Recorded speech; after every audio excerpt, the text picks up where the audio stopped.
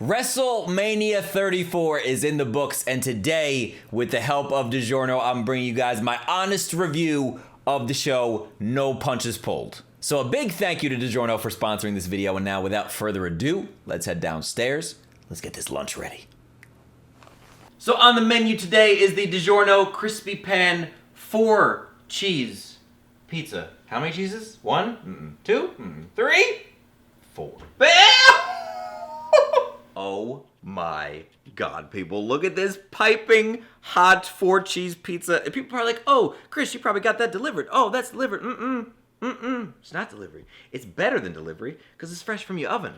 Can you even... It's got your boy feeling some type of way. Let's do this.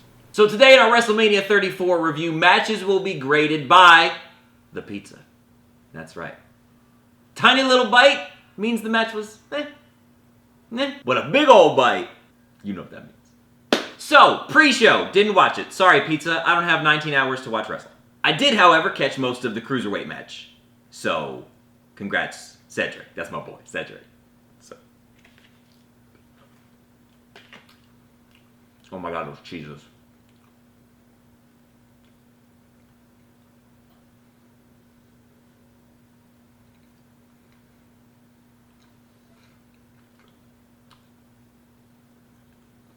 Mozzarella, cheddar, gorgonzola, and brie, maybe? I don't know. I just made that up. So the show officially opened with the Intercontinental Championship match. The Miz, Finn Balor, Seth Rollins. 3 fantastic athletes for probably my favorite title overall. Throughout my tenure as a wrestling fan, I think I've always... Something about the Intercontinental title I've just always had a special spot in my soul for. So it's very cool seeing Seth Rollins not only pick up the win, you see that boy's entrance? Looking like the Night King? That was crazy. Probably, for a lot of people, the match of the night, and I would likely agree with that. So, Seth Rollins, you sir, get a big old bite. That doesn't sound okay. Up next, Charlotte versus Asuka for the SmackDown Women's title. What?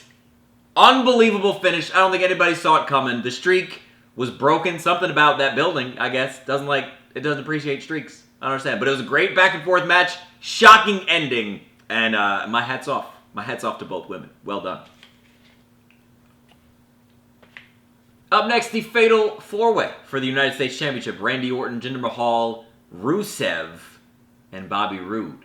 Back and forth match, in and out, blah, blah. You know how Fatal 4-Ways go. 2 guys in the ring, 2 guys outside the ring, then there's 3 guys in the ring, then there's 2 guys in the ring, then there's mostly 2 guys in the ring, but it's a Fatal 4-Way, even though 4 people are only in the ring 10% of the time. And in this man's opinion, which means, of course, no more or less than anyone else's, the wrong man won. Rusev Day has been taking over the entire company and the entire universe. And I gotta admit, I'm a little distraught. I'm a little distraught at the fact that Rusev Day did not prevail. So unfortunately, that Fatal 4-Way gets a tiny bite.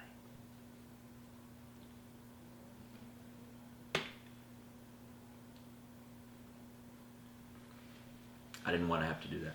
Up next was Ronda Rousey and Kurt Angle versus Triple H and Stephanie McMahon. Obviously, a match that no one really expected to happen up until a couple weeks ago. Ronda Rousey making her WWE debut at WrestleMania. This match completely exceeded my expectations.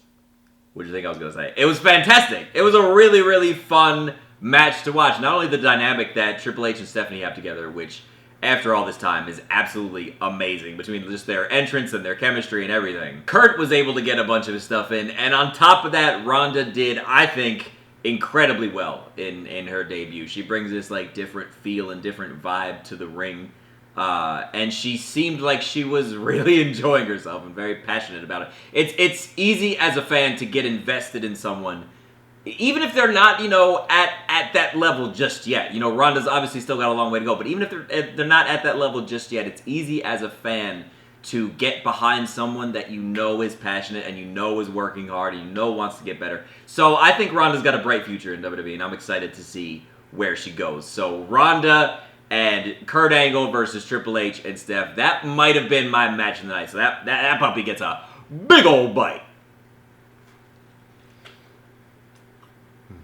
The SmackDown Live tag titles were on the line in a triple threat tag team match. The Bludgeon Brothers, the Usos, and the New Day. Now, Bludgeon Brothers picked up the win. Tag team champions. Congrats to Harper and Rowan. That's pretty awesome.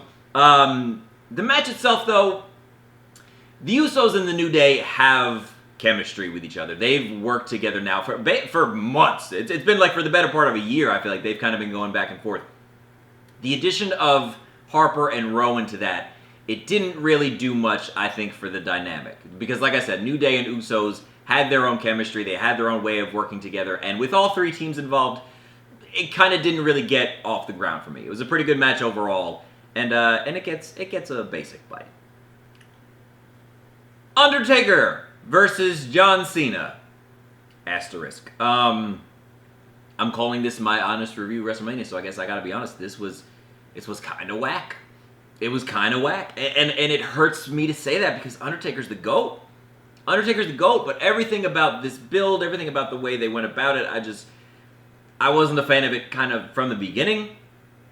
And the match was, for what it was, I guess it was okay. Everyone was like, oh, that's, John Cena got squashed. That's our Undertaker versus John Cena dream match. First of all, the Undertaker-John Cena dream match, I hate to break it to everybody, is about 6 years too late. But this match was really all they could do with the build-up. Imagine this. Imagine there really was a crazy John Cena and Undertaker build-up. Legend versus legend. Who's the greatest of all time? We're gonna find out. It's weeks and weeks of build and all stuff, and Taker's fighting Cena, and then that's the match you get? Then I would understand everybody being upset. But for what it was, I guess I shouldn't have expected more than that. And it just pains me to say. It just pains me to not have enjoyed seeing The Undertaker and John Cena in the same ring together. Pains me to say that. So unfortunately, Johnny boy, you only get a little bite. Just a little nibble.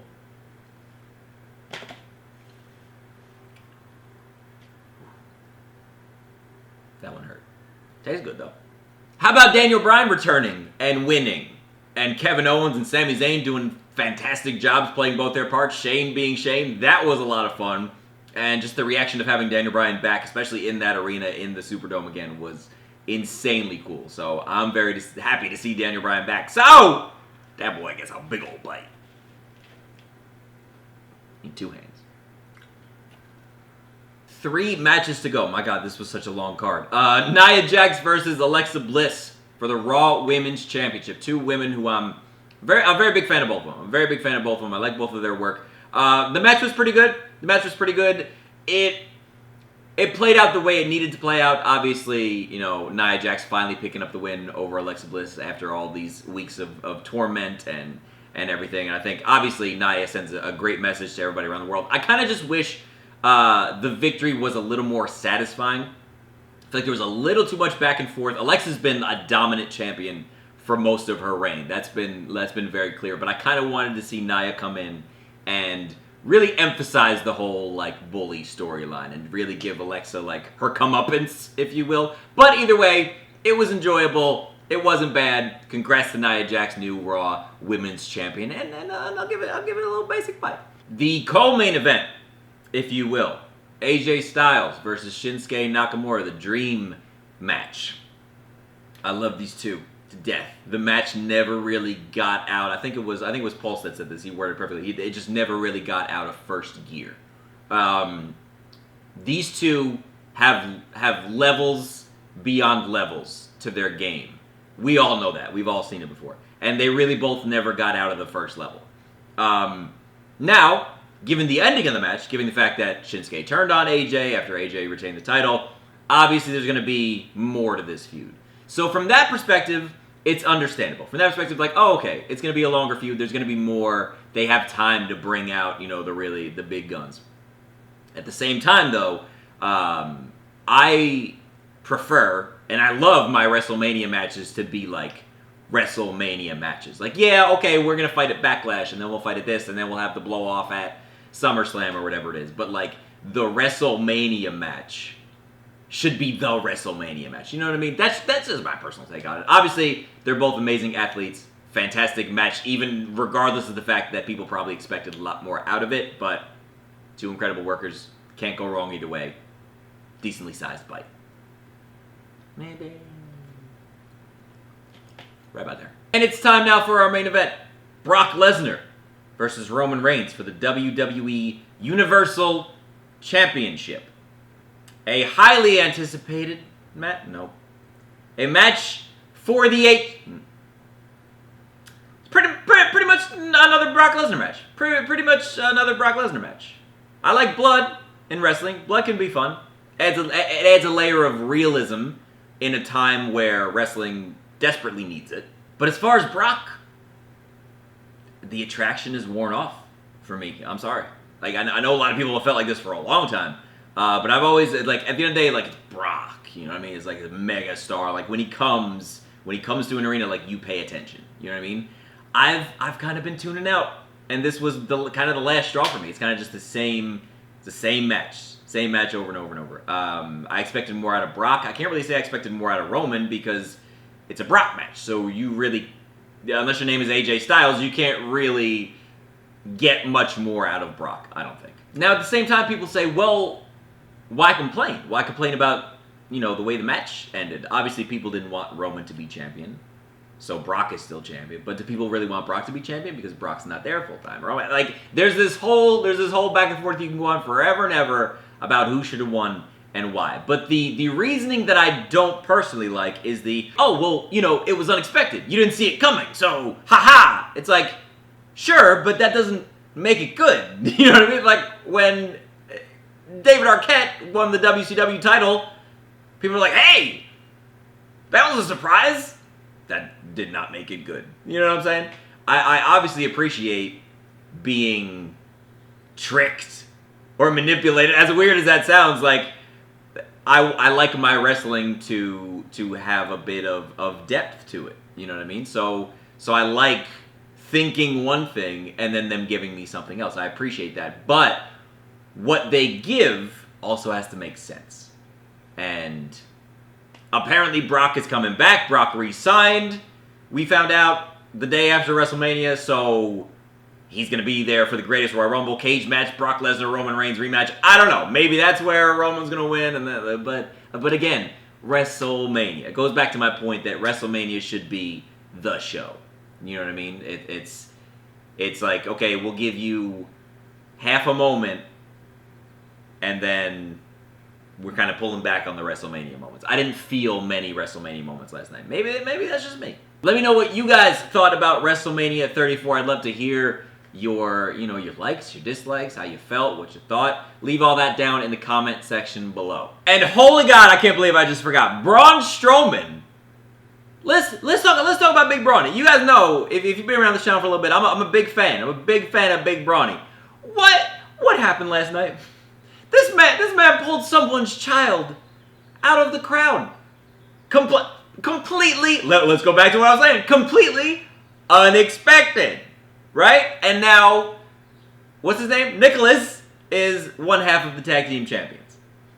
Nicholas has a victory over Cesaro and Sheamus. Like, I'm okay with that. I'm okay with all that, honestly. I'm just kind of like, why? You know? Just kind of like, why? I'm not mad at it. I wasn't upset at it. It was kind of funny. It was a ha-ha, whatever.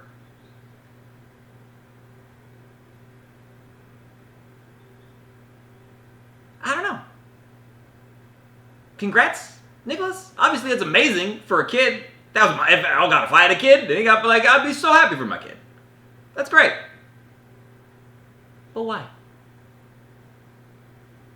I don't know. Well, I'm going to wrap this up. I'm going to go ahead and finish my pizza. Thank you guys so much for stopping by. Big shout out once again to DiGiorno for sponsoring this video, for being on board with your boy. I greatly appreciate it. And all you guys, the road to $1 million continues. Thank you for the unwavering support. Hit the thumbs up button before you go. If you're not subscribed for whatever reason, subscribe now. Turn on those notifications so you never miss an episode. Follow me on social media. All links in the description. Appreciate you guys stopping by. I'll see you next time.